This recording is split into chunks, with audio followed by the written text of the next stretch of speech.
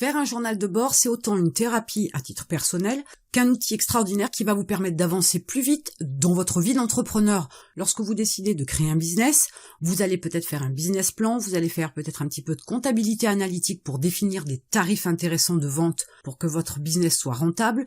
Vous allez définir une stratégie dans les détails pour savoir ce que vous allez faire et mettre en place. Et dans votre tête, c'est exactement la même chose. Et c'est l'objectif d'un journal de bord. C'est pour vous permettre d'organiser vos pensées pour être plus productif, plus efficace et aussi avoir un esprit bien plus clair en termes de réflexion pour pouvoir arriver à ce vers quoi vous tendez. Votre journal de bord, il va évoluer tout au fil du temps. Et pour pouvoir faire un journal de bord, faut passer par différentes étapes. Donc la première étape, c'était la création d'un journal de bord. Dans la vidéo Comment créer un journal de bord, vous allez découvrir par exemple le support de votre journal de bord et l'approche qu'il faut avoir. Peut-être qu'aujourd'hui vous tenez déjà un journal. Si c'est le cas, dites-moi si vous tenez un journal depuis combien de temps et quels ont été les bénéfices que vous en avez retirés. Une fois que vous avez décidé de faire un journal de bord, je vais partager avec vous une approche dans l'organisation de votre journal de bord. Vous pourriez avoir un journal de bord avec une partie calendrier, où là vous allez en fait pouvoir noter jour après jour diverses informations concernant votre vie d'entrepreneur, ce qui se passe, vos objectifs, etc. Mais dans une démarche où votre écriture, elle est quotidienne. Vous pourriez aussi peut-être faire une partie business, où là vous pourriez y mettre uniquement des idées sans que ce soit forcément au jour le jour, mais y noter vos envies, vos idées de business, vos pensées, vos questions. Vous pourriez aussi faire une partie projet dans lequel vous allez pouvoir développer les différentes idées, par exemple, que vous auriez pu aborder dans la partie business. Vous pourriez aussi avoir une partie lecture dans laquelle vous allez mettre tous les livres que vous avez lus, mais aussi les livres à lire. Ça vous permettra aussi d'avoir un suivi. Donc voilà les grandes parties que vous pourriez avoir. Alors vous pourriez en avoir d'autres. À vous de déterminer celles qui vous intéressent et qui vous conviennent et qui vous permettent d'avoir un journal le plus complet possible, parce que le but c'est d'en tirer des bénéfices. Alors les bénéfices, ils vont être multiples. Vous allez apprendre à connaître le fonctionnement de votre esprit, de vos pensées, parce que mieux vous apprenez à vous connaître comment votre esprit fonctionne, plus vous arriverez à avoir une certaine discipline, à pouvoir le maîtriser, le contrôler. Ça va vous permettre aussi de clarifier vos idées. Vous allez aussi apprendre à vous connaître vous-même, parce que tout au long de votre vie, vous allez évoluer. Vous allez aussi apprendre à vous modeler en fonction de vos ambitions, de vos envies, vos besoins, etc. Donc c'est important. Vous allez donc vous développer de manière personnelle, vous allez pouvoir vous centrer sur vous-même, parce qu'à un moment donné, il faut savoir aussi se centrer sur soi-même pour pouvoir faire le point. Vous allez pouvoir aussi améliorer vos points positifs, travailler sur vos points négatifs, vos défauts, et en voir bien évidemment l'évolution. Vous allez donc pouvoir mesurer votre évolution personnelle comme votre évolution professionnel. Vous allez aussi vous servir de ce journal de bord pour pouvoir mettre en place vos projets. Vous allez vider votre tête des pensées qui peuvent, par exemple, être négatives, mais aussi améliorer votre mental pour avoir plus de motivation, plus d'élan, plus de concentration, plus de discipline. Et en plus, en vous libérant par écrit, vous allez pouvoir aussi libérer votre créativité. Ça, c'est quelque chose qu'on oublie souvent. Et la créativité, c'est pas forcément la création d'une œuvre, c'est pas l'imagination que vous pourriez avoir pour pouvoir faire la création d'une image. Ça peut être aussi avoir des idées intéressantes pour développer votre business. Ça peut être aussi trouver la manière dont vous pouvez faire un pas de côté sur votre business pour développer la rentabilité de votre affaire. La créativité, elle intervient à différents niveaux et donc il est toujours intéressant de pouvoir avoir un levier qui permette de vous ouvrir l'esprit et de vous rendre d'autant plus créatif pour votre business. Donc vous voyez qu'à un moment donné, votre journal de bord, ça devient votre deuxième vous, mais sur lequel vous allez pouvoir avoir du recul pour pouvoir vous améliorer. Et c'est à tous les niveaux que ça se joue. Donc une fois que vous avez déterminé les grandes parties de votre journal de bord, pour faire un journal de bord, vous devez aussi déterminer les sujets que vous allez aborder. Il est intéressant de pouvoir avoir toujours les mêmes types de sujets abordés, bien que votre journal de bord, il va évoluer tout au long du temps.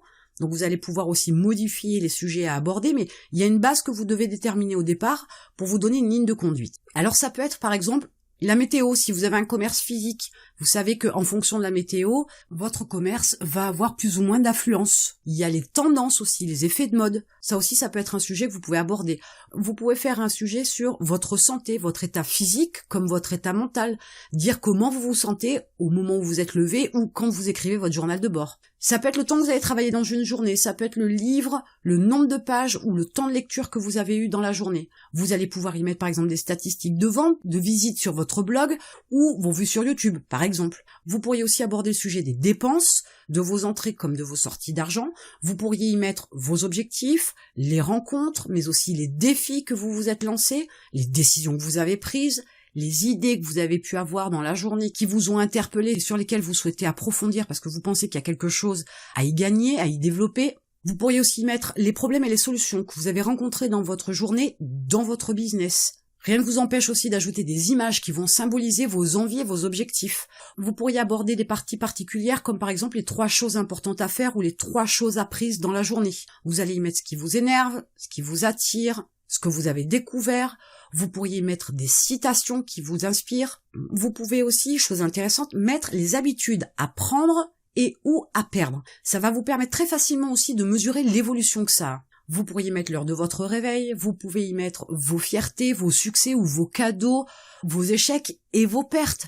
Il n'y a pas de limite au sujet que vous pouvez aborder dans votre journal de bord. Vous pourriez y mettre ce qu'il faut améliorer dans votre business pour pouvoir atteindre un nouveau palier dans vos objectifs. L'idée, c'est de pouvoir déterminer les sujets que vous devez aborder de façon à ce que quotidiennement, quand vous ouvrez votre journal de bord et que vous décidez d'écrire la page du jour ou les pages du jour, pour faire un journal de bord qui tienne la route et qui vous procure tous les bénéfices possibles pour votre évolution, vous devez définir les sujets que vous voulez aborder. Alors je vous dis, au départ, vous allez peut-être n'avoir que 5 ou 6 sujets que vous voulez aborder, qui vous tiennent à cœur au départ, mais vous verrez qu'au fur et à mesure, vous allez en rajouter d'autres. Mais il faut absolument que vous le gardiez à l'esprit que, dès l'instant que vous avez défini d'ajouter un sujet spécifique à aborder, il faut vraiment l'aborder tous les jours, à chaque fois, de manière à pouvoir voir l'évolution. Et l'évolution, elle va très vite se voir quand vous devez définir des habitudes que vous voulez prendre et comment vous voulez les prendre. Vous verrez qu'au fur et à mesure, en notant ça tous les jours, vous verrez très vite l'évolution. Les premiers temps, ça risque d'être facile. Après, il y a une période un peu plus difficile. Après, il y a peut-être certains jours où vous aurez oublié. Certains jours où vous allez justement un petit peu vous taper sur les doigts parce que vous avez manqué de discipline. Puis vous allez reprendre le flot de l'habitude que vous avez décidé de mettre en place. Et petit à petit, cette habitude, elle deviendra complètement automatique, comme un réflexe.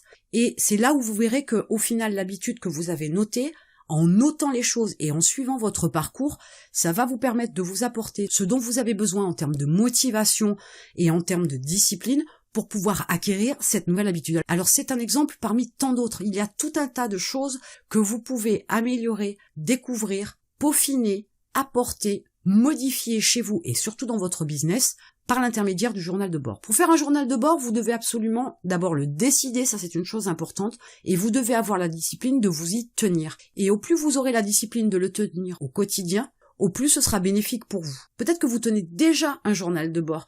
Sous quelle forme il est votre journal de bord? Comment vous l'avez organisé? Pourquoi vous tenez ce journal? C'est important d'avoir une démarche où vous savez pourquoi vous êtes sur cette démarche-là, et quelle organisation vous avez choisi pour que ce journal de bord soit le plus efficace possible pour vous. Dites-moi comment vous avez organisé le vôtre, pourquoi vous le tenez, de façon aussi à pouvoir partager avec d'autres une autre manière de faire un journal de bord. Dites-moi aussi quels bénéfices vous en avez à retirer, quels sont vraiment les gros avantages que vous y voyez.